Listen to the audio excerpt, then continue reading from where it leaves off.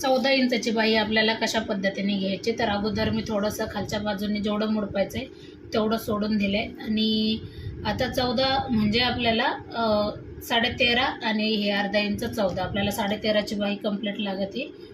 आणि समोरच्या बाजूने आपल्याला किती घ्यायचं आहे, जवळजवळ 3.5 इंच. हाताचा घेर आहे 4-4.5 इंच, त्याच्यामध्ये आपण 2 इंच मिक्स करू आणि नंतर याला आकार देऊन घेऊ. सिंपल पद्धतीने आपण 14 इंचाची बाही एकदम परफेक्ट अशी कटिंग करू शकतो.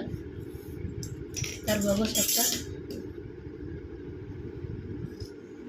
थोडंसं मी वरून घेतलं.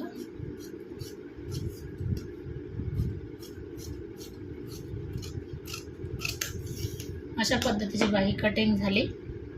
तर आपल्याला समोरचा इथं एक पॉईंट द्यायचा आणि बाही खोलल्याच्या नंतर बघू शकता